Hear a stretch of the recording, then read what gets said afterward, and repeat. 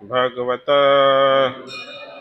ભગવાનના નિત્યમ શાશ્વત સંમત માન્ય સનુગસ્ય પાર્ષદોમાંના એક થયેલા છે. યસ્ય જેના જ્ઞાન જ્ઞાન ઉપદેશાય ઉપદેશ માટે માં મને આદિશત એવો આદેશ અપાયેલો ભગવાન ભગવાન વ્રજન સ્વધામે પાછા જતી વખતે. अनुवाद एवं तात्पर्य कृष्ण कृष्णामूर्ति अभय चरण अरविंद भक्ति वेदांत स्वामी शिल प्रभुपाद जी द्वारा. शिल प्रभुपाद की अनुवाद. તમે પૂર્ણ પુરુષોત્તમ ભગવાનના નિત્ય પાર્ષદોમાંના એક છો. તેથી જ ભગવાને સ્વધામ પાછા જતી વખતે તમને શ્રવણ કરાવવાનો ઉપદેશ મને આપ્યો છે. ભાવાર્થ. મૃત્યુ પછી જીવાત્માના પુનર્જન્મના ભાવિનો નિર્ણય લેવાનું કામ યમરાજ કરે છે. આથી એ ચોક્કસ કહી શકાય કે તે ભગવાનના સૌથી વધુ વિશ્વાસપાત્ર પ્રતિનિધિ છે. વૈકુંઠમાં ભગવાનના શાશ્વત પાર્ષદો છે તેવા જ મહાન ભક્ત હોય છે તેને આવા વિશ્વસનીય પદ અપાય છે. અને વિદુરજી આવા ભક્તોમાંના એક હોવાથી વૈકુંઠ તરફ પ્રયાણ કરતી વખતે વિદુરજીને સંભળાવવા માટેનો બોધ મૈત્રેય મુનિને આપ્યો હતો. સામાન્ય રીતે ભગવાનના શાશ્વત પાર્ષદો પરમવ્યોમમાંથી આ ભૌતિક જગત પર આવતા નથી. છતાં ભગવાનના આદેશથી કેટલીક વાર તેઓ આવે છે. તેઓ કોઈ વહીવટ પદ ગ્રહણ કરવા નથી આવતા, પણ ભગવાન જ્યારે અવતાર ધારણ કરે છે ત્યારે તેમના વ્યક્તિગત સહાયક તરીકે રહેવા અથવા માનવ સમાજને પહોંચાડવાના ભગવાનના સંદેશોને પ્રસાર કરવા માટે આવતા હોય છે. આ પ્રમાણે વ્યક્તિ શક્તિ સંચારિત પ્રતિનિધિઓને શક્તાવેશ અવતારો અથવા દિવ્ય શક્તિના મુખ્યત્યાર બનાવવામાં આવેલા અવતાર કહેવામાં આવે છે. ઓમ અજ્ઞાનતિમિરાન્ધસ્ય જ્ઞાનાંજનશલાકયા ચક્ષુરુન્મિલિतं येन तस्मै श्री गुरुवे नमः. श्री चैतन्य मनोभीष्टं स्थापितं येन भूतले स्वयं रूप कदा मह्यं ददाति स्वपदान्तिकं. वन्देऽहं श्रीगुरु श्रीयुतपदकमलं श्रीगुरून् वैष्णवांश्च. श्रीरूपं साग्रजातं सहगण रघुनाथान्वितं तं सजीवं साद्वैतं सावधूतं परिजनसहितं कृष्णचैतन्यदेवं श्रीराधा कृष्णपादान् सहगण ललिता श्रीविशाखान्वितंश्च. नमो ओं विष्णुपादाय कृष्णपृष्ठाय भूतले श्रीमते भक्तिवेदांत स्वामी इति नामिने. नमस्ते सरस्वती देवे गौरवाणी प्रचारिणे निर्विशेष शून्यवादी पाश्चात्य देशतारिणे. हे कृष्ण करुणा सिंधु दीनबंधु जगतपते गोपेश गोपिका कांत कांत नमोस्तुते. तप्त कांचन गौरांगी शिराधे वृंदावनेश्वरी वृषभानुसुते देवी प्रणमामि हरिप्रिये. नमो महावदन्याय कृष्ण प्रेम प्रदायते कृष्णाय कृष्ण चैतन्य गौरत्विषे नमः. जय श्री कृष्ण चैतन्य श्री अद्वैत गदाधर श्रीवासादि श्री गौर भक्त. हरे कृष्णा कृष्णा कृष्णा हरे हरे हरे राम हरे राम. બધા મારી પાછળ આ શ્લોકનો અનુવાદ બોલો. તમે પૂર્ણ પુરુષોત્તમ ભગવાનના નિત્ય પાર્ષદોમાંના એક છો.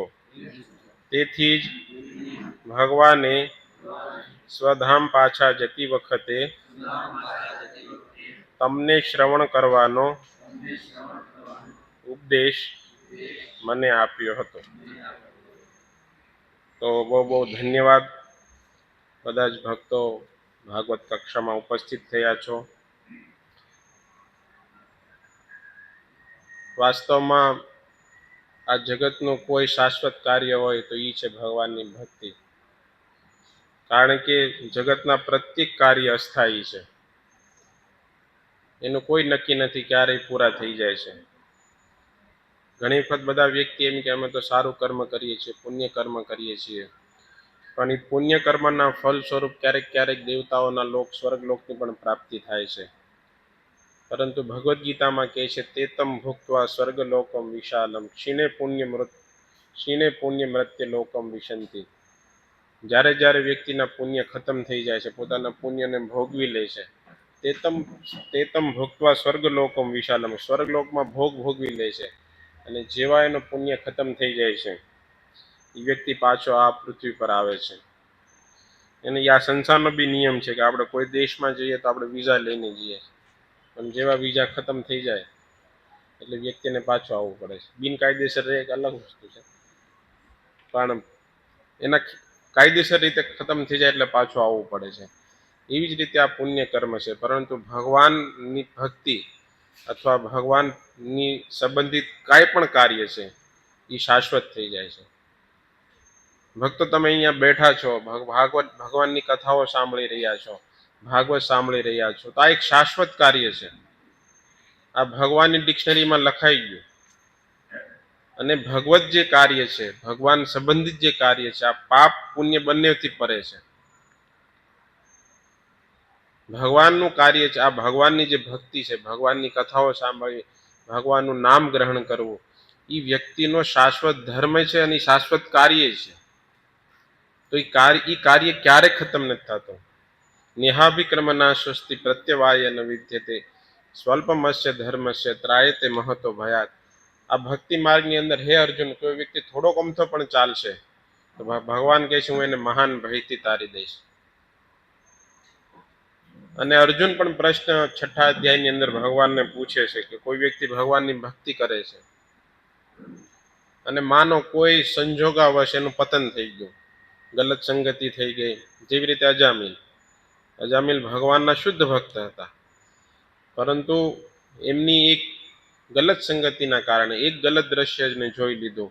એ વિદ્વાન પંડિત જે હતા અજામિલ, એ પણ એમનું પતન થઈ ગયું અને ભૌતિક માર્ગમાં એ લોકો ચાલી ગયા. પાપોની અંદર એની પ્રવૃત્તિ વધી ગઈ અને પાપ માર્ગે એ ચાલવા માંડ્યા. તો એને જે કરેલી ભક્તિ છે વ્યક્તિની ક્યારેય ખતમ નથી થતી. અંતે નારાયણ સ્મૃતિ, અને અંતે એના પુત્રમાં આસક્તિ હતી, પણ એને નારાયણ શબ્દનું ઉચ્ચારણ કર્યું પુત્રના ભાવથી. એવું નહોતું કે એને ભગવાનને બોલાવ્યા, પરંતુ ભગવાનના 4 દૂતો પ્રગટ થઈ ગયા. તો કહેવાનો અર્થ એ છે કે ભગવાનની જે ભક્તિ છે એ અમોઘ છે. જેવી રીતે ભગવાન રામનું બાણ અમોઘ છે, એવી જ રીતે ભગવાનની ભક્તિ અમોઘ છે. ન સ્ખલિત ન પતેત. કોઈ વ્યક્તિ ભક્તિ માર્ગમાં ચાલે છે તો એનું ક્યારે પતન નથી થતું. થાય ટેમ્પરરી ક્યારેક પતન, પણ ભગવાનની કૃપાથી અથવા ભગવાનના ભક્તોની કૃપાથી એની જે સુષુપ્ત અવસ્થા થઈ ગયેલી છે એ પાછી જાગૃત થઈ જાય છે. જેવી રીતે દીવો ઠરી જાય છે, પરંતુ કોઈ વ્યક્તિ માચીસ લઈને આવીને એને જલાવે તો કેમ પાછો પ્રકાશ આપવા માંડે છે, એવી રીતે ભક્તિ ત્યાંથી તરત ચાલુ થઈ જાય છે. આ ભક્તિ માર્ગનો પ્રભાવ છે. તો ભક્તિ માર્ગનું જે કાર્ય છે શાશ્વત કાર્ય છે, અમરત્વને પામી જાય છે. કોઈ વ્યક્તિ થોડો અમથો ધર્મ કરે છે, ભગવાન કીધું સ્વલ્પમસ્ય, માને થોડોક અમથો, તો જે વ્યક્તિ તો વધારે ભગવાનની કથાઓ સાંભળે છે, ભગવાનના નામનું કીર્તન કરે છે, તો એનું તો કેવું જ શું. તો ભગવાન એને મહાન ભયથી તારે છે. અને મહાન ભય શું છે? મૃત્યુનો ભય. આ સંસારમાં સૌથી મોટો ભય હોય તો એ મૃત્યુનો છે. અને મૃત્યુનું નામ સાંભળતા જ વ્યક્તિના પગ હાથ ધ્રુજી જાય છે. તો ભગવાન એ મૃત્યુના ભયથી વ્યક્તિને તારી દે છે. અને ભગવાનની આશ્રય જે વ્યક્તિ ગ્રહણ કરે છે એ વ્યક્તિની રક્ષા ભગવાન કરે છે. જિમ્મેદારી ભગવાનની થઈ જાય છે. જેવી રીતે બાળકો માતા પિતાના શરણાગત થાય છે તો એની જિમ્મેદારી માતા પિતાની થઈ જાય છે ને. ક્યાંથી પૈસા લાવવા, ક્યાંથી ભણાવવા, શું કરવું, એ બધી જવાબદારી માતા પિતાની થઈ જાય છે. એવી જ રીતે જ્યારે કોઈ વ્યક્તિ ભગવાનને પૂર્ણ શરણાગત થઈ જાય છે ત્યારે ભગવાન એ ભક્તની રક્ષા કરે છે. જો અમારે બોરીવલીમાં વિત્રાસુરનો પ્રસંગ ચાલે છે. વિત્રાસુરનું શરીર જે છે એ આસુરી શરીર હતું, આસુરી શરીર હતું. પણ જ્યારે યુદ્ધ ભૂમિમાં વિત્રાસુર અને ઇન્દ્રનું યુદ્ધ થાય છે ને એવું લાગે છે કે હવે વિત્રાસુરનો પરાજય થાય છે. હવે ઈ અસુર હતા, એક બી કાર્ય સારું નહોતું કર્યું. સ્વયં ભગવાનને, ઇન્દ્રને ભગવાન પાસે જવું પડ્યું, ભગવાનને એનો ઉપાય બતાવવો પડ્યો વિત્રાસુરને મારવા માટે. તો વિત્રાસુરે જ્યારે એને એમ લાગે છે કે હું હારી જઈશ અને એનું મૃત્યુ નજીક આવી જાય છે, ત્યારે અચાનક એને યાદ આવી જાય છે, ભગવાનનું સ્મરણ થઈ જાય છે. અને એ ઇન્દ્રને કહે છે તું મને માર, તું મને મારીશ તો મને નારદ મુનિના ચરણોની પ્રાપ્તિ થશે. અને અદ્ભુત 4 શ્લોકોની અંદર એ સ્તુતિ કરે છે વિત્રાસુર. જો એની પૂર્વજન્મ ચિત્રકેતુ મહારાજ હતા, પાર્વતીજીના શ્રાપના હિસાબે વિત્રાસુર બની ગયા હતા. પણ જ્યારે જરૂર પડી ત્યારે એ જ્ઞાન યાદ આવી ગયું. તો આ પ્રમાણે કોઈ વ્યક્તિ ભગવાનની ભક્તિ કરે છે તો ભક્તિ અમોઘ છે. જ્ઞાન અને કર્મ બે માર્ગ છે, એમાં પતન થવાના ચાન્સ છે અને પાછું ચાલુ કરવું પડે. પણ ભક્તિ છે એ જ્યાંથી અટકી ત્યાંથી ચાલુ થાય છે. અને ભગવાને 6ઠ્ઠા અધ્યાયમાં અર્જુનના માધ્યમથી બધાને એક વિશ્વાસ આપી દીધો કે પ્રાપ્ય પુણ્યકૃતામ લોકા શાશ્વતીમ સમા શુચિનામ શ્રીમતામ ગેહે યોગ ભ્રષ્ટો વિચાયતે. જે ભક્તિ યોગમાં પતન પામે છે એ વ્યક્તિનો પુણ્ય પરિવારમાં જન્મ આપું છું, બ્રાહ્મણ પરિવારમાં જન્મ આપું છું. શું કામ આપું છું? તો કહે છે કે ત્યાંથી જેની અટકેલી ભક્તિ છે એ ભક્તિને વ્યક્તિ ચાલુ કરીએ, એ ભક્તિને ત્યાંથી ચાલુ કરીએ. જો ભાગવતને એવા અનેક પ્રસંગો છે. જડ ભરત મહારાજનો, રાજા ભરતનો પ્રસંગ જોઈ લો. ભરત મહારાજ ભક્તિના ઉચ્ચતમ સ્તર ઉપર પહોંચી ગયા હતા, પણ એક હરણમાં આસક્તિ થઈ ગઈ, પતન થઈ ગયું. બીજું શરીર હરણનો મળ્યો તો હરણના શરીરની અંદર તે ભરત મહારાજની ભક્તિ એટલી જ ચાલુ હતી. એવું નહોતું કે ઓછી, અમુકની વધારે હતી.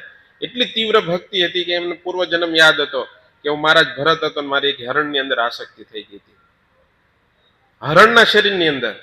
અને એટલો વિરહ ભગવાનનો થયો કે વિરહમાં ને વિરહમાં હરણનું શરીર ત્યાગ કરી દીધું. અને બીજો એમને જડ ભરત મહારાજનું શરીર લીધું. અને જડ ભરત મહારાજના શરીરમાં અધૂરેલી ભક્તિ છે એ ભક્તિ પૂરી અને ભગવાનના ધામમાં ગયા. તો કોઈ વ્યક્તિ ભક્તિ માર્ગમાં થોડોક અમથો પણ ચાલે છે તો એનું નિશ્ચિત એ ભગવાનનું ધામ પ્રાપ્ત કરશે, કોઈ સંશય નથી, નો ડાઉટ, કોઈ સંશય નથી. ભક્તિ માર્ગમાં ચાલો વ્યક્તિ આજે નહીં તો કાલે, કાલે નહીં તો પરમ દિવસે એ ભગવત ધામનો અધિકારી થઈ જ જાય છે. સ્વયં ચૈતન્ય મહાપ્રભુ કહે છે કે જહાર મુકે સુની એક બાર કૃષ્ણ નામ, સેહી ભૃત્ય સેહી સભાકાર. જેના મોઢામાંથી એક વખત તમે ભગવાનના મુખનું નામ સાંભળો છો તો વ્યક્તિ પૂજનીય વ્યક્તિ થઈ જાય. તો વ્યક્તિ નિરંતર ભગવાનનું નામ જપે છે તો એનું તો કેવું શું. તો આ છે ભગવાનના ભક્તિની મહિમા. તો એવો જ આજે સુંદર શ્લોક છે અને એની અંદર ભગવાનના પરમ ભક્ત વિદુરજી છે. તમે લોકો આ સંવાદ ઘણા સમયથી સાંભળી રહ્યા છો. તો મૈત્રેય મુનિ અને વિદુરજી વચ્ચેનો સુંદર સંવાદ અહીંયાથી ચાલુ થશે. અત્યાર સુધી તો ઉદ્ધવજીને મળ્યા, તમે બધાએ કથા સાંભળી, અને ઉદ્ધવજીએ કીધું જાઓ તમે મૈત્રેય મુનિને મળો. અને મૈત્રેય મુનિને મળતા જ વિદુરજી ઘણા પ્રશ્નો પૂછે છે. અને પ્રશ્નોની સહાયતા કહે છે કે સાધુ પૃષ્ઠો અહમ. તમે જે પ્રશ્નો પૂછ્યા હે વિદુરજી એ શ્રેષ્ઠતમ પ્રશ્ન છે અને એ લોકોના કલ્યાણ કરવા વાળા પ્રશ્નો છે, લોકોનું મંગલ કરવા વાળા પ્રશ્ન છે. અને આ દુનિયા પ્રશ્નોથી ભરેલી છે. તમે જો સવારથી ઉઠવાની સાથે જ પ્રશ્નો ચાલુ થઈ જાય છે, પરંતુ એ પ્રશ્નો છે ભૌતિક બંધનોમાં બાંધવા વાળા છે. જ્યારે વિદુરજીએ જે મૈત્રેય મુનિને પ્રશ્ન પૂછ્યા છે એ પ્રશ્નનો ઉત્તર આપતા કહે છે કે આ લોકોના મંગલ કરવા વાળા શ્લોક છે, જેનાથી લોકહિત થવાનું છે. વિદુરજીનો કહે છે કે વિદુરજી તમે કોઈ સામાન્ય વ્યક્તિ નથી, તમે વ્યાસદેવજીની શક્તિથી પ્રગટ થયેલા છો, વ્યાસદેવજીની શક્તિથી પ્રગટ થયેલા છો, કોઈ સામાન્ય વ્યક્તિ નથી. અને જ્યારે અંબિકા અને અંબાલિકાને કોઈ સંતાન નહોતું, વિચિત્ર વીર્યથી થાય એવું નહોતું, વિચિત્ર વીર્ય શરીર છોડી દીધું હતું. એટલે વ્યાસદેવજી આવી અને બંને જે રાણીઓ હતી, રાણીથી ધૃતરાષ્ટ્ર અને મહારાજ પાંડુનો જન્મ થયો. પરંતુ એક રાણીએ દાસીને મોકલી દીધી, કારણ કે વ્યાસદેવજી તપસ્યા કરીને આવ્યો હતો, તેમની દાઢી વધેલી હતી, જટાઓ હતી, એમને જોઈને બીક લાગી ગઈ.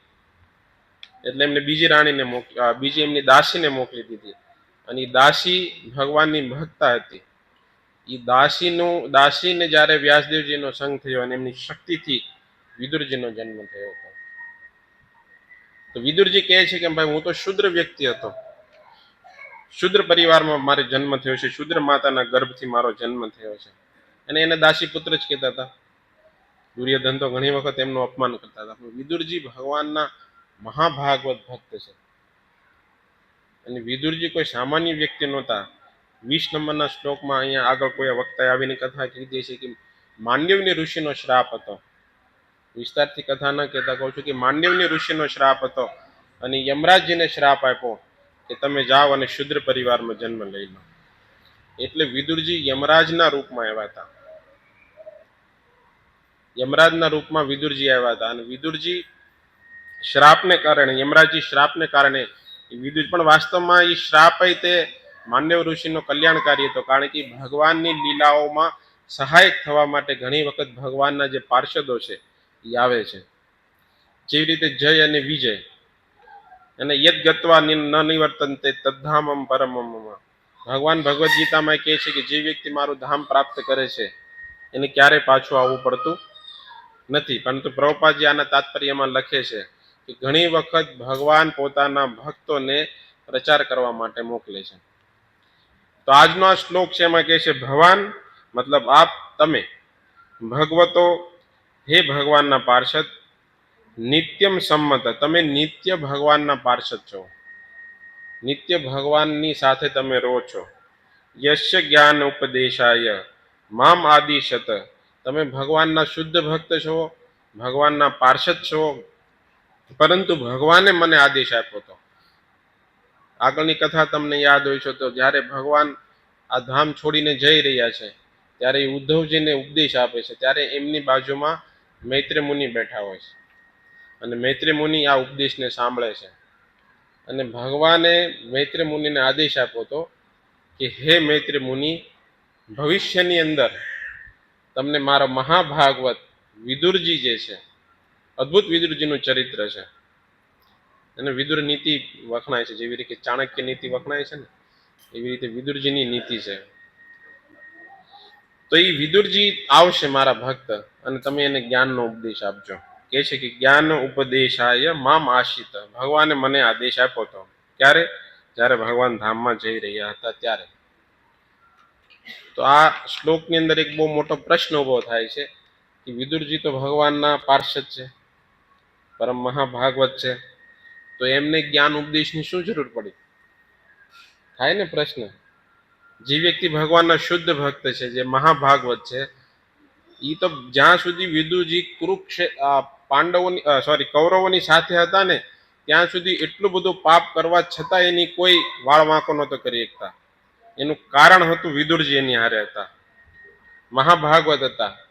એવી જ રીતે રામાયણની અંદર રાવણનો કોઈ વાળ એટલે વાંકો નહોતો કરી શકતા કે એની સાથે વિભીષણ નામનો મહાભાગવત એની સાથે હતા. જ્યાં સુધી કોઈ વ્યક્તિ સાથે મહાભાગવત હોય છે ત્યાં સુધી કોઈ વ્યક્તિ એનો વાળ નથી વાંકે. પ્રમાણ છે.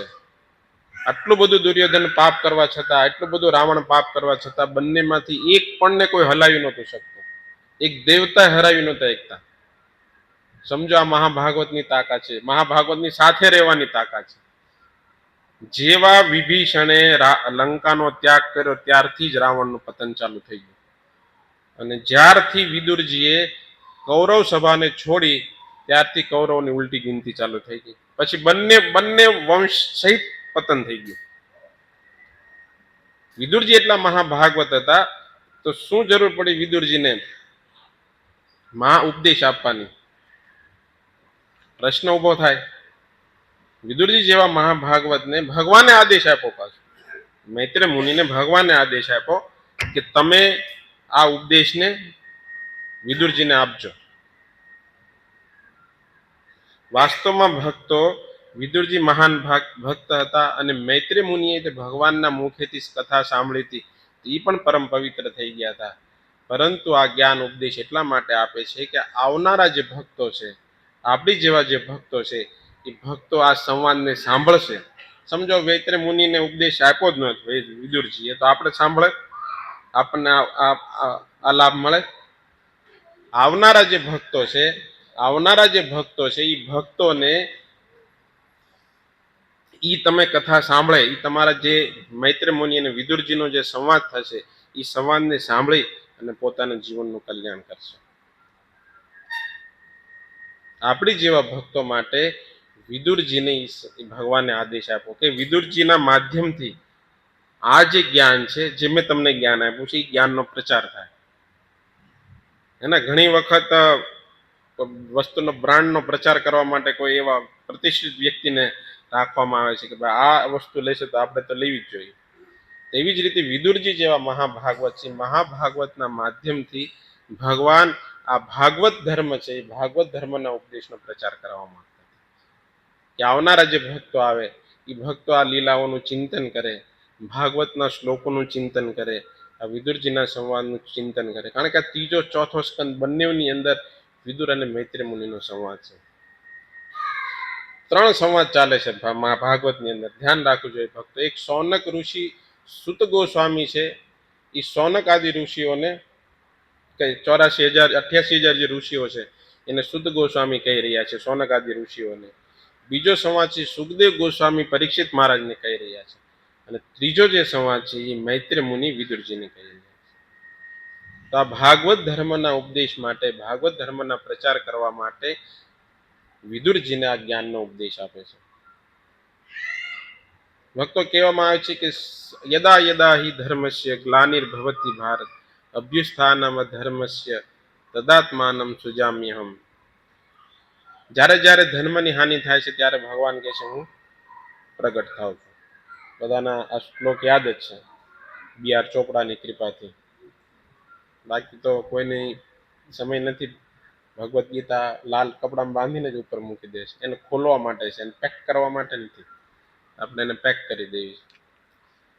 પરિત્રાણાય સાધુનામ વિનાશાય ચ દુષ્કૃતામ ધર્મ સંસ્થાપનાર્થાય સંભવામી યુગે યુગે. ભગવાન કહે છે હું યુગ યુગમાં અવતરણ થાઉં છું, પણ મુખ્ય કારણ છે કે પરિત્રાણાય સાધુનામ, સાધુઓની રક્ષા કરવા માટે ભગવાન કહે છે હું પ્રગટ થાઉં છું. તો આનું એક અંદરૂની કારણ પણ એવું છે, આચાર્ય લખે છે કે ભગવાનના પ્રગટ થવાનું કારણ એ છે કે ભગવાન આવે છે અને ભગવાન લીલાઓ કરે છે, અને એ લીલાઓ પછી આવનારા ભક્તો સાંભળશે અને એમનું કલ્યાણ થશે. ભવિષ્યના ભક્તોનું કલ્યાણ થશે. વર્તમાન જે ભક્તો છે એ ભક્તો એનો લાભ ઉઠાવી શકશે, કારણ કે ભગવાનની સાથે જે સંગીઓ છે એ લીલાઓની અંદર આનંદ તો પ્રાપ્ત કરવાના જ તે ભગવાનની. અને આવનારા જે ભક્તો છે એ ભક્તો આ ઉદ્દેશ છે ભગવાનનો. તો ઘણી વખત ભગવાન ધર્મની સ્થાપના કરવા માટે પોતાના ભક્તોને મોકલે છે, પોતાના પાર્ષદોને મોકલે છે ભગવાન, કે જાઓ તમે જઈ અને ધર્મનો ઉપદેશ કરો. ભગવાન ઘણી વખત પોતાના ભક્તોને, ઘણી વખત ભગવાને આવે છે, ભગવાન આવી અને ભક્તને ઉપદેશ આપે. ભગવાન આવી અને જેવી રીતે ભગવાને અર્જુનને માધ્યમ રાખી અને ભગવાને ભગવદ્ ગીતા કીધી. બાકી અર્જુન ભગવાનના ભક્ત હતા, શુદ્ધતમ ભક્ત હતા, અને એટલા ભક્ત હતા કે ભગવાન સ્વયં એમનો રથ હાંકતા હતા. તો એ અર્જુનને મોહ સંભવ છે. અર્જુનને તો મોહ જ થયો હતો ને કે ભાઈ આ મારા દાદા છે, આ મારા પિતા છે. હવે એ જયારે વિરાટ દેશમાં જયારે અજ્ઞાતવાસમાં હતા ત્યારે આ બધા દાદા અને કાકા અને મામા બધા સામે હતા, બધાને માર્યા હતા, બધાને બેભાન કરી નાખ્યા હતા. ત્યારે તો મોહ ઉત્પન્ન નહોતો થયો. કુરુક્ષેત્રની યુદ્ધ ભૂમિમાં જ મોહ ઉત્પન્ન થયો. તો ભગવાન અર્જુનને માધ્યમ રાખી અને ભગવદ્ ગીતા રૂપી અમૃતને પ્રગટ કરવા માંગતા હતા. અર્જુનને મોહ નહોતો, અર્જુન તો ભગવાનના ભક્ત જ હતા. પણ આપણી જેવા ભક્તો, કારણ કે ભગવાન આવે છે ધર્મની સ્થાપના કરવા માટે. એમનું ગૌણ કાર્ય છે અસુરોને મારવાનું, પણ મુખ્ય કાર્ય છે ધર્મની સ્થાપના કરવી. તો ભગવાન ઘણી વખત આવે છે ધર્મની સ્થાપના કરવા માટે. જ્યારે અધર્મની બોલબાલા વધી જાય છે ત્યારે ભગવાન આવે છે, અને ભગવાન આ રીતે આવી અને ભાગવત ધર્મની સ્થાપના કરે છે. તો અર્જુનને માધ્યમ રાખી અને ભગવાન ભાગવત ધર્મની વ્યાખ્યા કરે છે, ભગવદ્ ગીતાની વ્યાખ્યા કરે છે. એ ભગવદ્ ગીતા રૂપી અમૃત, એને દેવતાઓ અને દાનવોનું યુદ્ધ થયું ત્યારે બંનેનું જ્યારે મંથન થયું, ત્યારે મંથનથી શું પ્રગટ થયું હતું? અમૃત પ્રગટ થયું હતું ને. એવી જ રીતે પાંડવો અને કૌરવોનું યુદ્ધ થયું, યુદ્ધથી અમૃત જે પ્રગટ થયું એથી ભગવદ્ ગીતા. આ જ વિચાર કરો, ભગવદ્ ગીતા સાંભળી અને હજારો લોકો ભક્ત બની ગયા. હજારો લોકોએ, હજારો ભગવાનના ભક્ત થઈ ગયા. એ ભગવાને ભગવદ્ ગીતાની, ભગવાનની જે વાણી છે ભગવદ્ ગીતા, એની ઉપર હજારો આચાર્યોએ ટીકા લખેલી છે. નિત્ય નવીન રસ છે. અને એ જ ભગવદ્ ગીતાનો ઉપદેશ 5000 વર્ષ પહેલા એ ભગવાને 700 શ્લોકમાં ભગવદ્ ગીતા કીધી હતી. આજે પ્રમાણ છે કે ભગવદ્ ગીતા સાંભળીને હજારો ભક્ત બની ગયા. આંતરરાષ્ટ્રીય કૃષ્ણ ભાવનામૃત સંઘના સંસ્થાપક આચાર્ય છે એ આ જ ભગવદ્ ગીતા લઈ અને સારા વિશ્વની અંદર કૃષ્ણ ભક્તિનો પ્રચાર કર્યો. આજ, કારણ કે ભગવાન આવે છે અને ધર્મની સ્થાપના કરે છે. ક્યારેક ક્યારેક ભગવાન છે પોતાના ભક્તો દ્વારા ધર્મની સ્થાપના કરાવરાવે છે. હવે તમે બીજો પ્રસંગ જોઈ લો. આ તો ભગવાન સ્વયં આવી અને ધર્મની સ્થાપના કરી. પરીક્ષિત મહારાજ છે, પરીક્ષિત મહારાજને ગર્ભની અંદર ભગવાનના દર્શન થયા હતા. પરીક્ષિત મહારાજને ગર્ભની અંદર ભગવાનના દર્શન થયા હતા. એટલે જ પરીક્ષિત મહારાજનું નામ પરીક્ષિત પડ્યું હતું, કારણ કે જે ભગવાનના દર્શન થયા હતા એની બહાર આવીને ભગવાનને ગોતતા હતા. એ જે મૂર્તિને જોઈતી અંદર ગર્ભની અંદર, એ બીબાને ઢૂંઢતા હતા, ગોતતા હતા. એટલે એનું નામ પડ્યું પરીક્ષિત. પરીક્ષણ કરતા હતા. પરીક્ષિત મહારાજ ભગવાનના મહાન ભક્ત હતા, મહાભાગવત હતા. સંભવ નથી પરીક્ષિત મહારાજથી અપરાધ થાય. જેના પ્રભાવથી કલયુગ અટકી ગયો હોય, કલયુગને આવવાનું હતું, ત્રેતા દ્વાપર ખતમ થતો હતો, કલયુગનું આગમન હતું, કલયુગને પ્રગટ આવવાનું હતો, એનો સમય થઈ ગયો હતો. આ મહારાજ ચાપ દબીને બેસી ગયા હતા. પરીક્ષિત મહારાજ, એટલો પ્રભાવ હતો પરીક્ષિત મહારાજ. એ પરીક્ષિત મહારાજથી સંભવ છે કે આવો અપરાધ થાય? પણ એ પરીક્ષિત મહારાજના માધ્યમથી ભાગવતમ જેવા અમૃતને ભગવાન પ્રગટ કરાવવા માંગતા હતા. એ સુખદેવ ગોસ્વામી આવ્યા અને એ સુખદેવ ગોસ્વામીએ 7 દિવસ 7 રાત સુધી શ્રીમદ ભાગવતનો ઉપદેશ આપ્યો. આજે જે ભાગવતના આધારે હજારો લોકો તરી રહ્યા છે. વિચાર કરો, પરીક્ષિત મહારાજને શ્રાપ ન મળ્યો હોત તો આ સંભવ હતો? જ્ઞાન ઉપદેશ નો આપ્યો હતો? પરીક્ષિત મહારાજને સુખદેવ ગોસ્વામી આવી અને શ્રીમદ ભાગવતનો ઉપદેશ આપે છે. આ જ ભાગવત ઉપર કેટલા આચાર્યોએ ટીકા લખી છે. અને આ જ ભાગવતનો સહારો લઈ અને હજારો વ્યક્તિઓ ભગવાનના ભક્ત બની રહ્યા છે. હજારો લોકો આ કૃષ્ણ લીલાનું ચિંતન કરી રહ્યા છે. તો ભગવાનના ભક્તો આવે છે અને ભગવાનના ભક્તો આવીને ધર્મની સ્થાપના કરે છે. રામાયણના રચયિતા આદિ કવિ વાલ્મીકિ રામાયણના રચયિતા વાલ્મીકિજીને શું કહેવામાં આવે છે? આદિ કવિ કહેવામાં આવે છે. આદિ કવિ કહેવામાં આવે છે. તો એ વાલ્મીકિજી છે, એ વાલ્મીકિજીને બ્રહ્માના અવતારે કહેવામાં આવે છે. ક્યારેક ક્યારેક બ્રહ્માજી પ્રગટ થાય છે. તેને બ્રહ્મ હૃદયો, જે ભગવાન બ્રહ્માજીના હૃદયની અંદર સૌથી પહેલા જ્ઞાનને સ્ફુરિત કરે છે.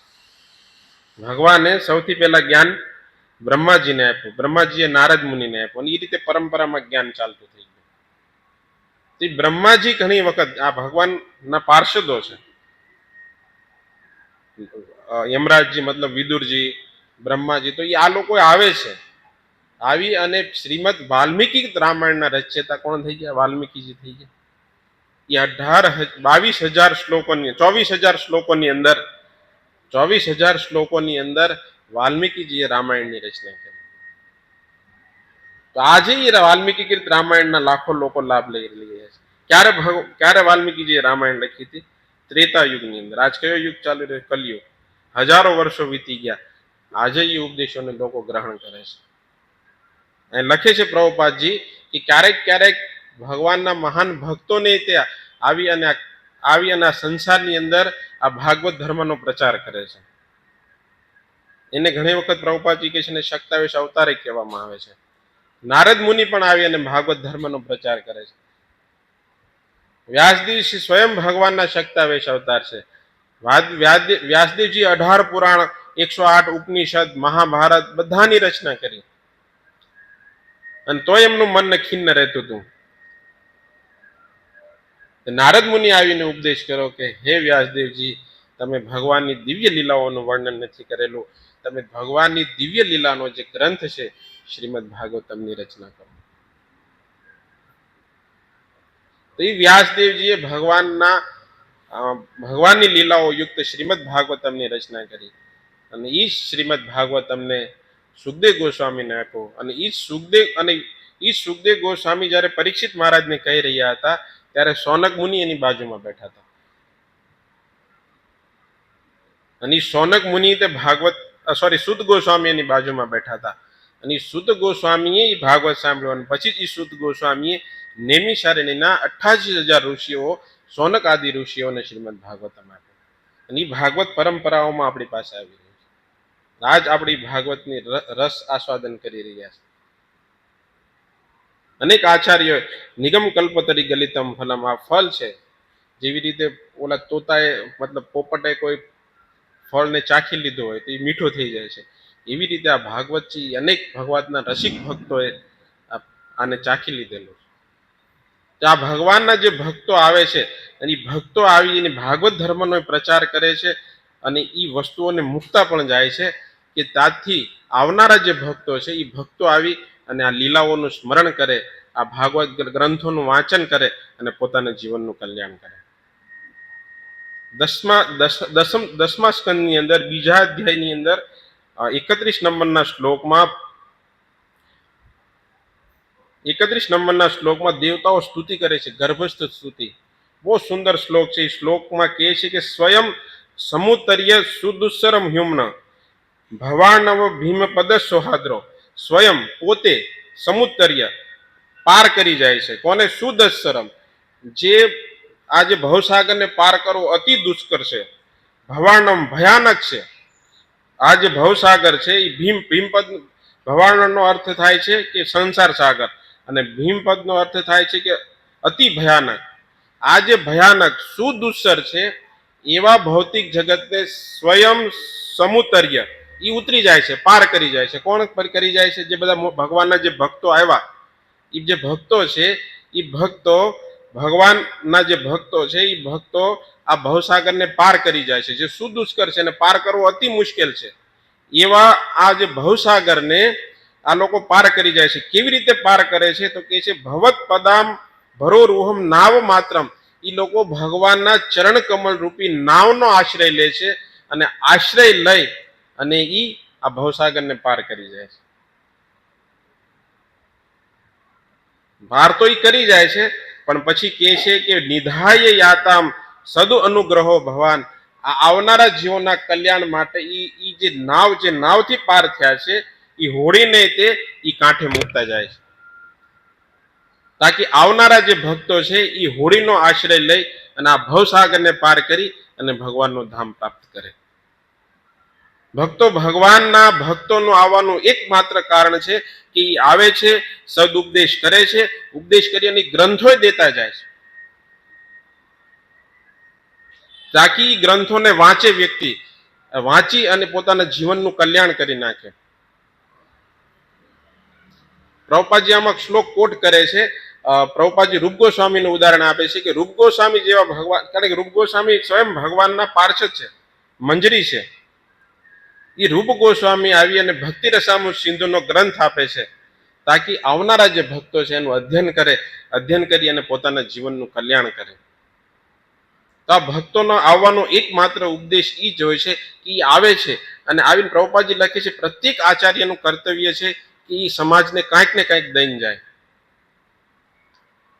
જો પ્રભુપાદજીએ અનેક ગ્રંથો ઉપર ટીકાઓ લખી શ્રીમદ ભાગવત ઉપર ટીકા લખી ભગવદ્ ગીતા ઉપર ટીકા લખી આજ તો વિચાર કરો આજ ભગવદ્ ગીતા અને ભાગવતમનો સહારો લઈ અને હજારો ભક્તો ભગવાનના ભક્ત બની રહ્યા છે તો આચાર્યનું કર્તવ્ય છે અને એ આચાર્ય એ હોડીને મૂકતા જાય છે એટલે એવા ભક્તોનું શરણ ગ્રહણ કરવું જોઈએ કે એવા ભક્તોનું અગર આપણે શરણ ગ્રહણ કરીશું તો એવા ભક્તોના શરણ ગ્રહણ કરવા માત્રથી ભગવાનની ભક્તિ પ્રાપ્ત થઈ જાય છે પ્રભુપાદજી લખે છે કે રૂપ ગોસ્વામીએ ઉપદેશામૃત નામનો ગ્રંથ ભક્તિ રસામૃત નામનો ગ્રંથ આપ્યો અને એ ગ્રંથને આપતા જાય છે જો જીવ ગોસ્વામીએ કેટલા ગ્રંથો આપ્યા સનાતન ગોસ્વામી અનેક ગ્રંથો આપ્યા અને આ આચાર્યો ક્યારે આવે છે જ્યારે ધર્મની હાનિ થઈ જાય છે અને એવું લાગે છે કે અહીંયાથી પરંપરા લુપ્ત થઈ ગઈ છે તો ત્યાંથી પરંપરાને પાછી ચાલુ કરવા માટે આવે છે જે રીતે ભક્તિ વિનોદ ઠાકુર આવે છે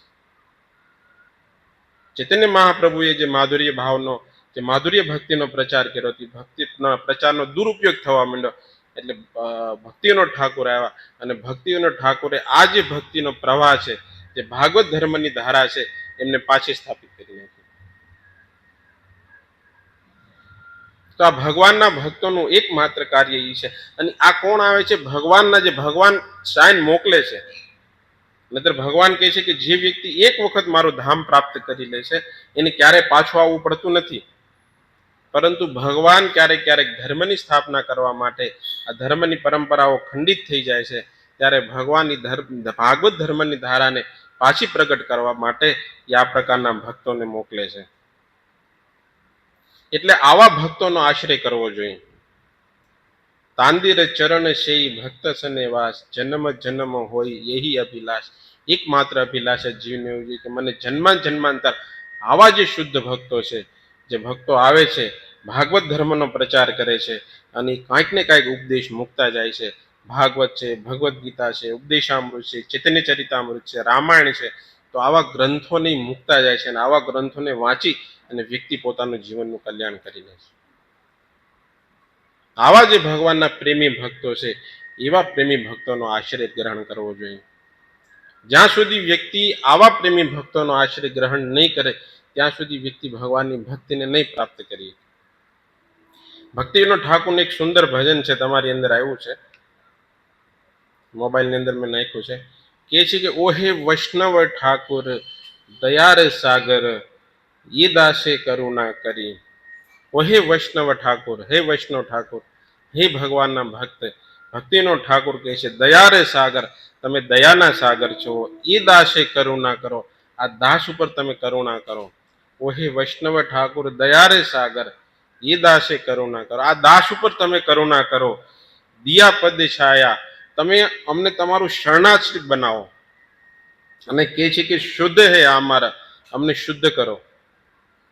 અને કહે છે તોમારા ચરણે ધરી, અને તમારા શરણોમાં અમને આશ્રય આપો, તમારી શરણાગતિ આપો, એવી અમારી ઈચ્છા છે. એવું કોણ કહે છે? ભક્તિનો ઠાકોર કહે છે. કોને કહે છે? આવા ભગવાનના ભક્તોને એ પ્રાર્થના કરે છે. વાસ્તવમાં આપણે આવી પ્રાર્થનાઓ કરવી જોઈએ, આવી ભગવાનના શુદ્ધ ભક્તોને કે હે ભક્તો, અમને તમારો શરણ આશ્રય આપો. અને એમ શરણ આશ્રય શું છે? એમના આપેલા ઉપદેશોને જીવનમાં ઉતારવા. જેવી રીતે પ્રભુપાદજી આપણને આદેશ આપો કે 16 માળાઓનો જપ કરવો જોઈએ, 4 નિયમોનું પાલન કરવું જોઈએ, ભગવદ્ ગીતા, ભાગવતમ જેવા ગ્રંથોનું અધ્યયન કરવું જોઈએ, આ એમની શરણાગતિ છે. એવું નથી કે બસ ગુરુના દંડવત કરી લીધા અને જેવા ગુરુ ગયા, ગુરુ એના રસ્તે, આપણે આપણા રસ્તે. નહીં, એમ નથી. ગુરુની શરણાગતિ મતલબ ગુરુના આદેશોનું યથાર્થ પાલન કરવું. પોતાના જીવનની અંદર એક મક્કમ નિર્ણય હોવો જોઈએ કે હું ગુરુના જે વચનો છે, જે ગુરુએ મને આદેશ આપ્યો છે, ગુરુનું હું પાલન કરીશ આદેશનું, અને પોતાનું જીવન એ પ્રમાણે જ જીવીશ. 16 માળા મતલબ 16 માળા, 4 નિયમ મતલબ 4 નિયમોનું પાલન કરીશ, ભગવદ્ ગીતા વાંચીશ, ભાગવત વાંચીશ, રામાયણ જેવા ગ્રંથોનું વાંચન કરીશ.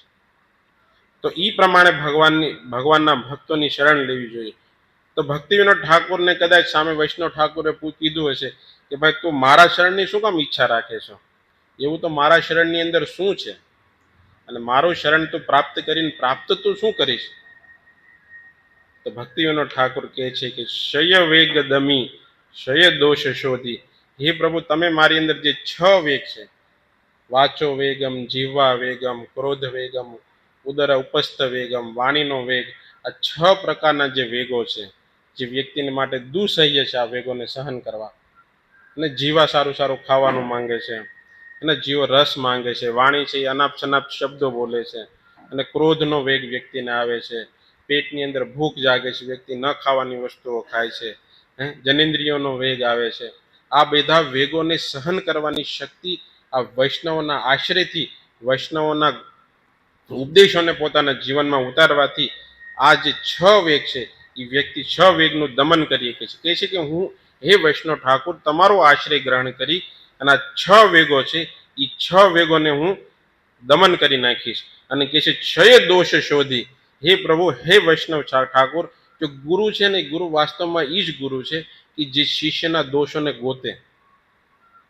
અને વૈષ્ણવ ઠાકોરને કહે છે કે હે વૈષ્ણવ ઠાકોર, તમે આ જે 6 દોષ છે એ 6 દોષને મારી અંદરથી શોધી અને કાઢી નાખશો.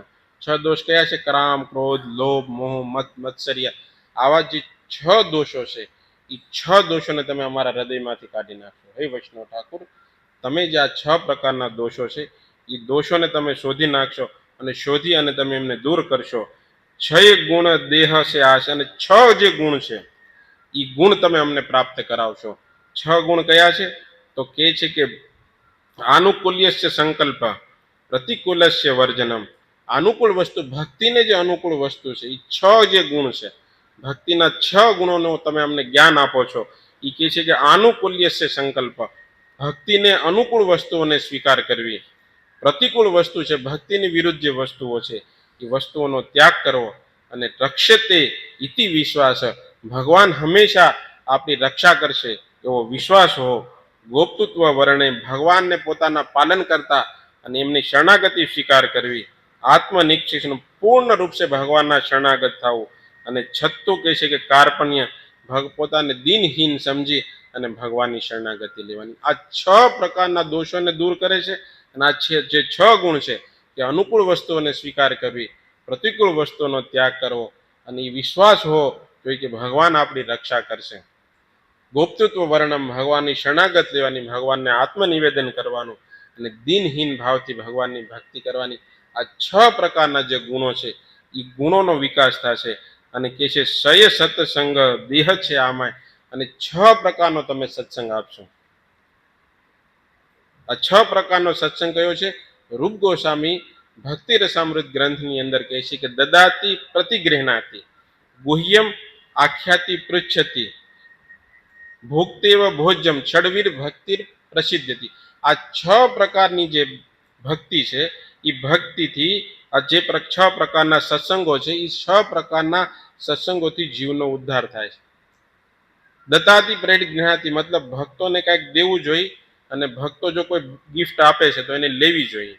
આનું સીધું ઉદાહરણ તમને આપું કે કોઈ મોટા કોર્પોરેટર છે, તો કોર્પોરેટરની અંદર ઘણી વખત મોટી પાર્ટી કરવામાં આવે અને બધા જે બિઝનેસમેન હોય છે એમને બોલાવવામાં આવે. બોલાવીને શું કરવામાં આવે કે કંઈક ચર્ચા કરવામાં આવે.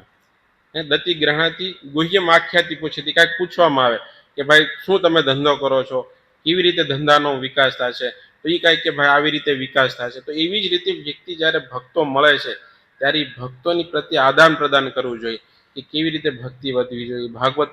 ભાગવતના કોઈ શ્લોકની ટીકાઓ છે એની ચર્ચાઓ કરવી જોઈએ. તો આ જે મોટી કંપનીઓ છે એ બોલાવે છે અને એમાંથી પ્રશ્નો પૂછે છે, અને એ જ્યારે પ્રશ્ન પૂછી લે પછી એને જમવાનું આપે છે, હે ને, એને કંઈક ડિનર આપે છે, અને પછી જ્યારે લોકો જાય ત્યારે ગિફ્ટ આપે છે. અને આ જ પ્રકારે જ્યારે ભક્તો પણ પોતાના ઘરે ભક્તોને બોલાવે છે, પ્રસાદ ખવડાવે છે, હે, ભગવદ્ ગીતા ભાગવતમ જેવા ગ્રંથો ઉપર પ્રવચનો રાખે છે, અને પછી જાય ત્યારે ગિફ્ટ આપે છે. એવી જ રીતે ભક્તોને પોતાના ઘરે બોલાવજો. આ પ્રકારની 6 પ્રકારનો જે સત્સંગ છે, બસેસી સંગેર આશ, હે પ્રભુ હું તમારા સંગની આશા રાખું છું કે આ પ્રકારના ગુણો મને પ્રાપ્ત થાય. તો ભક્તિ વિનોદ ઠાકોરને આ વૈષ્ણવ ઠાકોર પૂછે છે કે શા માટે તમારે મારો સંગ કરવો છે? તમે તો એકલાય ભજન કરી શકો. હે, તમે એક વખત મારી શરણાગતિ લઈ લીધી, આ બધા દોષો દૂર થઈ ગયા, તો તમે મારો સંગ તો તમે કરી શકો છો. મારા સંગની શું જરૂર છે? તો કે છે એકાકી આમર નાહી પાય બલ. આપણે એકલા ક્યારે ભજન નહીં કરી શકીએ, કારણ કે એ ક્ષમતા નથી. અને એકલા હોય ત્યારે આપણે ક્યારેક માળા કરતા હોય તો માળા કરતા કરતા આપણે આમ પોળા થઈને માળા કરી, જ્યારે ભક્તોના સમાજમાં હોય તો એકબીજાના ડરથી સીધા બેસીને વ્યક્તિ માળા કરે છે. તો એકાકી એકલો વ્યક્તિ ક્યારે ભજન નહીં કરી શકે. અને એકલા આપણે ક્યારેક જતા હોય તો ક્યારેક ખાઈ લઈ, ચાલો ભાઈ કાંઈ વાંધો નહીં. પણ જો ભક્ત હારે હોય તો શરમમાં તે ભાઈ હાલો. તો એકાકી નાહી પાઈએ અમાર બોલે, એકલા આપણે ભજન નહીં કરી શકીએ. સમૂહમાં જ્યારે સંકીર્તન કરશું, સમૂહમાં સાથે રહીશું, એટલે હે વૈષ્ણવ ઠાકોર તમારો સંગ અને પ્રાપ્ત થશે, તો અમને ભજનનું બળ કરશે. અને હરિનામ સંકીર્તન, અમે એકાકી હરિનામ સંકીર્તન નહીં કરી શકીએ, પણ તમારો સંગ હશે તો અમે આ પ્રકારનું ભજન કરીએ છીએ. તો ભક્તિનો ઠાકોર ને પૂછે છે વૈષ્ણવ ઠાકોર કે ભાઈ શું કામ મારો હરિનામ સંકીર્તન એકાકી આંબાર નાહી પહેલે ભલે હરિનામ સંકીર્તન, હરિનામ સંકીર્તન શું કામ તું મારા સંગમાં કરે છે? તો કે છે તુમ કૃપા કરી શ્રદ્ધા બિંદુ દિયા, દેહ કૃષ્ણ નામે ધન. તમે અમારી ઉપર કૃપા કરી અને કૃષ્ણ નામ રૂપી આ ધનને તમે આપશો. અને એ કે કૃષ્ણ નામનું રૂપીનું ધન તો હું મારી કૃષ્ણ નામ દેહ કૃષ્ણ નામ ધને, તમે હું કૃષ્ણ નામનું ધન તમને આપીશ, તમારી પાસે તમે અમને આપશો. તો એ કહે છે કે કૃષ્ણ નામનો ધન તો તમને મેં આપી દીધું છે, તો તું ભગવાનનું ભજન કર. તો એ કહે છે ને કૃષ્ણ છે તો મારા, તમે અમને આપશો તો અમને જે ધન છે, જે કૃષ્ણ નામ રૂપી ધન છે, એ ધન ફળશે. કૃષ્ણ છે તો મારા, કૃષ્ણ દીતે પારો, તો મારે શક્તિ આ છે. કૃષ્ણ તમારા છે કારણ તમે ભગવાન કૃષ્ણના શરણાગત છો, અને ભગવાન કૃષ્ણના શરણાગત હોવાને કારણે તમે અમને આ સંસારથી પાર કરાવો છો. તમારા શક્તિ આ છે, તમારી શક્તિથી અમે આ કૃષ્ણ આ જે સંસાર છે એ સંસારને પાર કરીએ છો. અને કહે છે આમિત કંગાલ કૃષ્ણ કૃષ્ણ બલી, ધાય તો પાછે પાછ. હું તો કંગાળ છું, મારી પાસે કાંઈ નથી, પરંતુ હે વૈષ્ણવ ઠાકોર, હું કૃષ્ણ કૃષ્ણ કરતા તમારી પાછળ ચાલીશ તો નિશ્ચિત મને ભગવાન મળી જશે. અમિત કંગાલ કૃષ્ણ કૃષ્ણ બલી, ધાય તવ પાછે પાછે. હે વૈષ્ણવ ઠાકોર, અમે તમારા ચરણોનું અનુગમન કરી રહ્યા છીએ કે અમને તમારી ભક્તિ પ્રાપ્ત થાય. જ્યારે આવા શુદ્ધતમ ભક્તો છે, આવા ભક્તોની શરણાગતિ જ્યારે લેવામાં આવે છે ત્યારે નિશ્ચિત ભગવાનની ભક્તિ પ્રાપ્ત થાય છે. ભક્તો એક વખત અગર ભગવાનની શરણાગતિ લીધી ને, તો ભગવાનની શરણાગતિમાં થોડોક અમથો દોષ છે. શું કામ દોષ છે? કારણ કે ભગવાનની જે શરણાગતિ છે એ પરગત છે.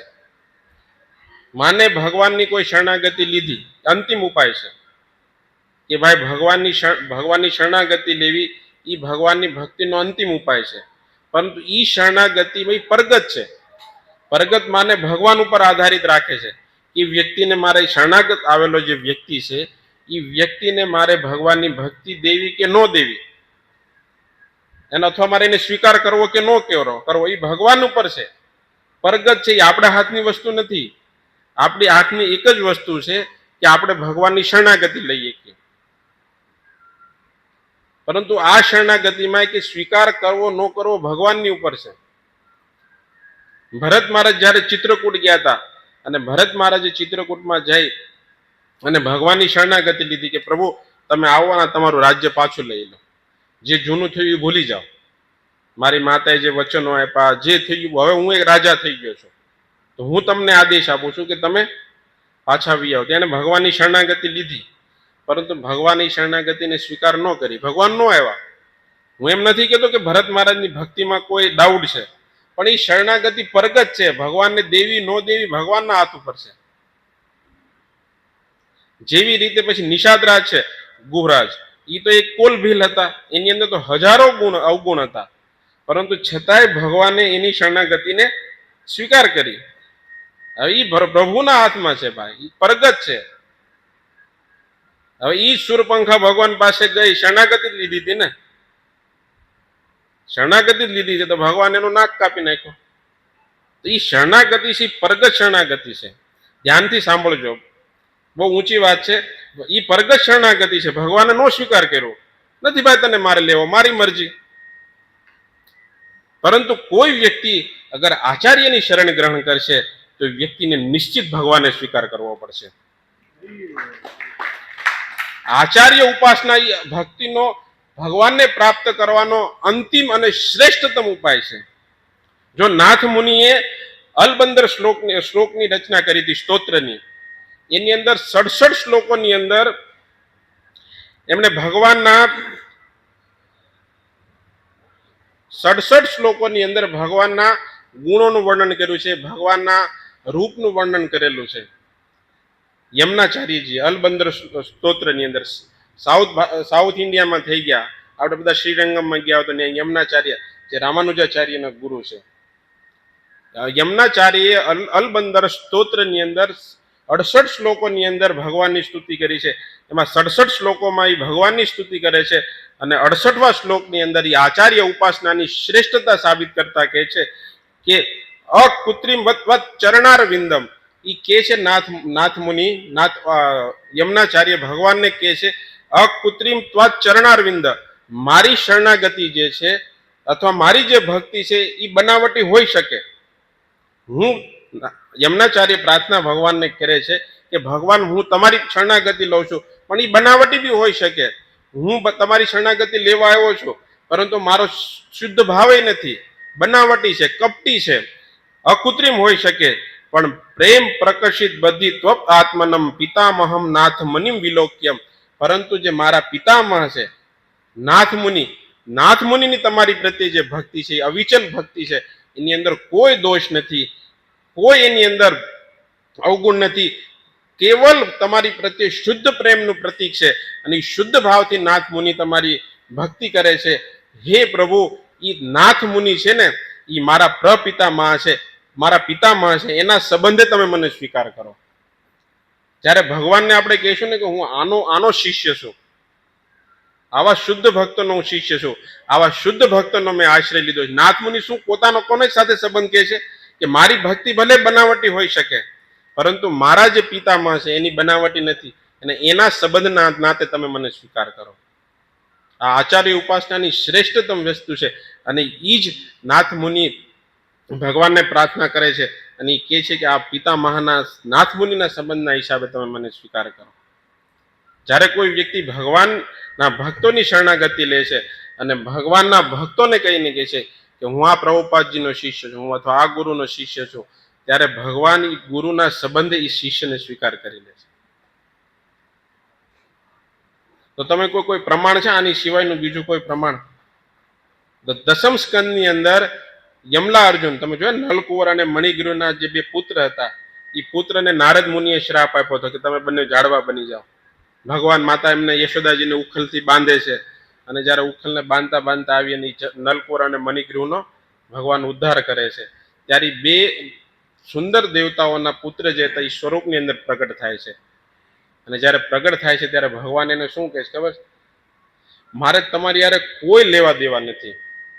ભગવાન ઈ બેને, તમે શ્લોક સાંભળજો, સીધું લખેલું છે કે મારે તમારી બે હારે કોઈ લેવા દેવા નથી, અને મારે તમને દર્શન દેવામાં કોઈ ઇન્ટરેસ્ટ નથી, કોઈ રસ નથી. ભગવાન ચોખ્ખે ચોખ્ખું ઓલા બેને કહે છે કે તમારી એવી યોગ્યતા નથી કે હું તમને દર્શન દઉં. મને તમને દર્શન દેવામાં કોઈ એક પૈસાનો ઇન્ટરેસ્ટ નથી, પરંતુ હું તમને એટલા માટે દર્શન દઉં છું કે નારદ મુનિએ મને કીધું હતું કે તમે આ બંનેનો ઉદ્ધાર કરજો.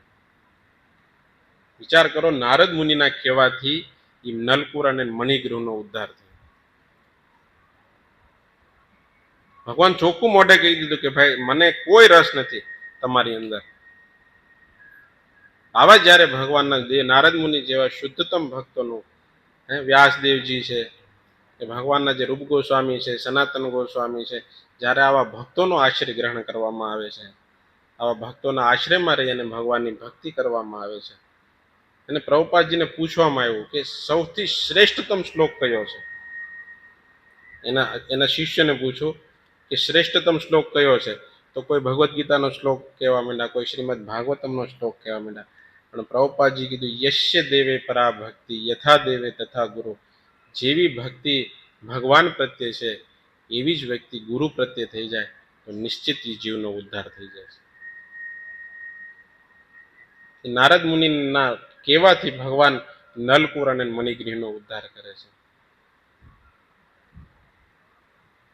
આ ભક્તિની શ્રેષ્ઠતમ વસ્તુ છે કે જ્યારે કોઈ વ્યક્તિ કોઈ આચાર્યની, કોઈ શુદ્ધ ભક્તની શરણાગતિ સ્વીકાર કરે છે, ત્યારે એ ભક્તની ભક્તિમાં થોડો ઘણો દોષ પણ હશે તો ભગવાન એ દોષને નકારી અને એ ભક્તના સંબંધના નાતે, હે ને, નલકુંવર અને મણિગ્રી હાથે નારદ મુનિનો સંબંધ હતો, એ સંબંધના નાતે ભગવાન એ બંનેનો ઉદ્ધાર કરી અને એને પોતાનું ધામ પ્રાપ્ત કરાયું. કોઈ યોગ્યતા નહોતી, ધન અભિમાની હતા, ભોગોમાં પ્રચુર રહેતા હતા, અને ભગવાનના ભક્તની કૃપાથી, તમે વિચાર કરો, વાલ્મીકી તો સ્વયં આદિ કવિ જ હતા, બ્રહ્માજી જ હતા, પરંતુ નારદ મુનિની એમની કૃપા થઈ, એ ભાગવતના શ્રીમદ વાલ્મીકી કૃત રામાયણના રચયિતા થઈ ગયા. એ જ નારદ મુનિની કૃપાથી ધ્રુવ મહારાજને ભગવાનની ભક્તિ 6 મહિનાની અંદર ભગવાન સામે પ્રગટ થઈ ગયા. જ્યારે કોઈ વ્યક્તિ આચાર્ય ઉપાસના કરે છે, આચાર્ય જે ઉપાસના છે એ આ ભક્તિનું શ્રેષ્ઠતમ સાધન છે, અને એ સર્વોત્તમ ફાસ્ટ અમોઘ બાણ છે, જે બાણ સીધું જ ભગવાનના ચરણોમાં લાગશે. અને વ્યક્તિ આવા આચાર્યો પ્રત્યે જ્યારે અને એ જ વાતને કપિલ દેવહૂતિ સંવાદમાં કહે છે, પ્રસંગમ અજરમ પાસમ આત્મ ન કવયો વિદો સ એશ સાધુ કૃતો મોક્ષ દ્વારા અપાવૃત્તિમ પ્રસંગમ અજરમ પાસમ. આ જે આસક્તિ છે, પ્રકર આસક્તિ છે, આસક્તિઓને ત્યાગ કરવી અતિ મુશ્કેલ છે, પરંતુ હે માતા, પ્રસંગ આગળ આવશે 21મા અધ્યાયની ભક્તિ યોગની અંદર આ શ્લોક આવશે, પ્રસંગમ અજરમ પાસમ, અજર પાસ છે, આ પાસમાંથી મુક્તિ થવો મુશ્કેલ છે, આસક્તિ રૂપી પાસમાંથી, પરંતુ જ્યારે કોઈ વ્યક્તિ ભગવાનના શુદ્ધ ભક્ત પ્રત્યે આસક્ત થઈ જાય છે ત્યારે મોક્ષના દ્વારકો ખોલી નાખે છે. તો આ નારદ આ મૈત્ર મુનિ અને વિદુરજીના સંવાદથી આપણને પ્રાપ્ત થાય છે કે વિદુરજી ને ભગવાનના નિત્ય સંગી હોવા છતાંય એટલા માટે આદેશ આપ્યો કે આપણી જેવા આવનારા જીવો છે, એ આવનારા જીવો આવી અને આ ભાગવતમમાં જે વિદુર અને મૈત્રજીનો સંવાદ છે એ સંવાદનો લાભ ઉઠાવે અને પોતાના જીવનનું કલ્યાણ કરે. તો ભગવાન ક્યારેક ક્યારેક આચાર્યોને, પોતાના ભક્તોને, પોતાના સંગીઓને મોકલે છે કે આવી અને ભાગવત ધર્મનો પ્રચાર કરે અને અનેક જીવોનું કલ્યાણ કરે. તો આવા શુદ્ધતમ ભક્તોની શરણ ગ્રહણ કરવી જોઈએ અને એમનો જે ઉપદેશ છે એમના ઉપદેશને જીવનમાં ઉતારવો જોઈએ. આ જ ભક્તિની શ્રેષ્ઠતા છે અને ભગવાનને પ્રાપ્ત કરવાનો સીધો અને સરળ ઉપાય છે. તો બધા જ ભક્તોનો ધન્યવાદ. બધાએ ધૈર્યથી ભગવાનની કથાઓને સાંભળી. તો આવી જ રીતે ભગવાનના ભક્તોનું શરણાગતિ લેવી જોઈએ અને એમના આદેશોને જીવનમાં પાલન કરી અને પોતાના જીવનને ધન્ય બનાવવું જોઈએ. હરે કૃષ્ણ કૃષ્ણ કૃષ્ણ હરે હરે, હરે રામ રામ રામ હરે હરે. કોઈ પ્રશ્ન હોય તો